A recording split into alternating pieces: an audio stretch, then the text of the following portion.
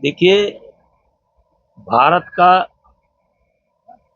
हमेशा एक खुला रवैया रहा है कि आतंकवाद के खिलाफ दुनिया को एकजुट होना पड़ेगा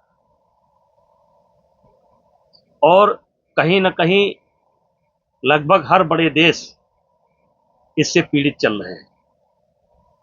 मोदी जी का जो दौरा इस समय चीन में हो रहा है, ये कई दृष्टि से बहुत महत्वपूर्ण है।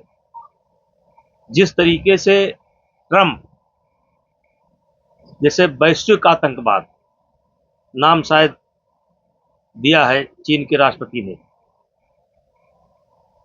तो उसके कारण ये जो दुनिया के जिम्मेदार देश हैं, बड़े देश,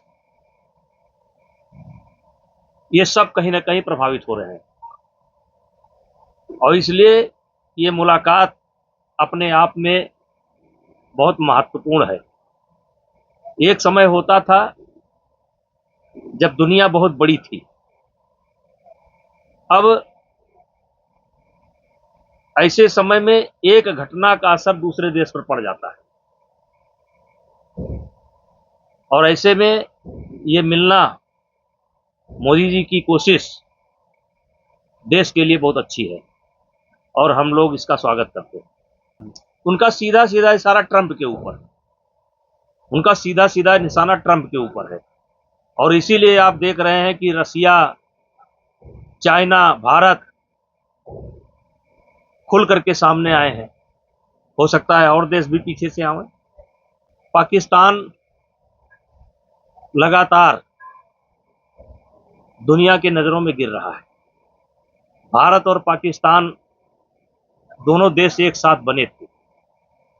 आज देखिए भारत कहाँ है और आज देखिए पाकिस्तान कहाँ है। वो भीख मांग करके बसर करते हैं। वहां की जनता के लिए, वहां के डेवलपमेंट के लिए उनके पास पैसा नहीं है।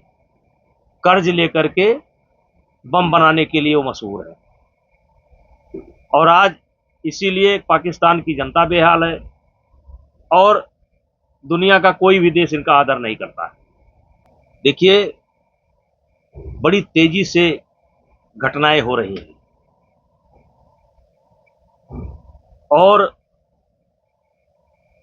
विश्व के जितने बड़े देश हैं एक तरीके से लामबंद हो रहे हैं और उसमें सबसे बड़ी बात यह है कि भारत यानी मोदी जी एक जिम्मेदार नेता के रूप में इस समय देश के अंदर माने जा रहे हैं और जयराम रमेश को ये उठाने का हक नहीं है। गलवान घाटी की झड़प हुई, झड़प का क्या परिणाम रहा सारी दुनिया को मालूम है।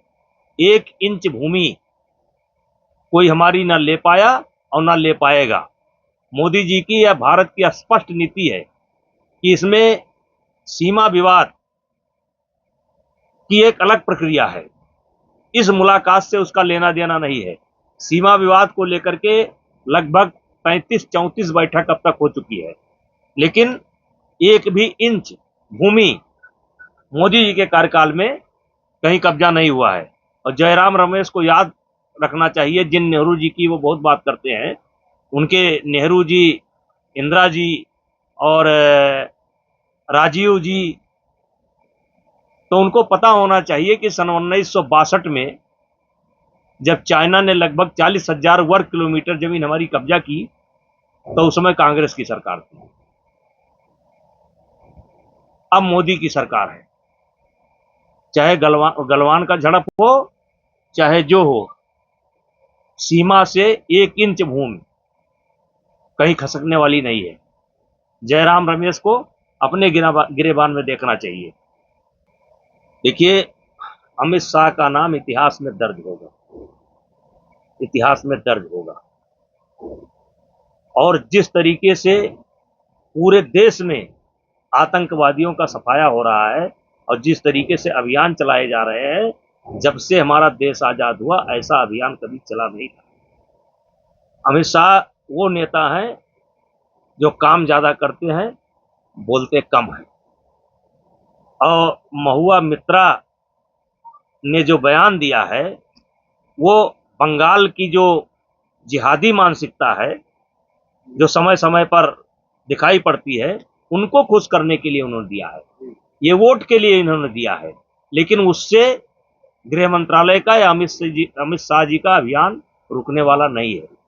राहुल गांधी को कुछ मिलने वाला नहीं है। आज राहुल गांधी की यात्रा भी इसलिए सफल हो रही है कि उनके साथ लालू का परिवार है। वो भले हैं, प्रदेशों में इनकी हैसियत समाप्त हो चुकी है। उत्तर प्रदेश में, बिहार में, किसी भी प्रांत में इनकी यात्रा वहीं सफल हो रही है जहां किसी न किसी का साथ है। आज ये लगातार कांग्रेस सिमटती जा रही है। राहुल गांधी को कुछ मिलने वाला नहीं है।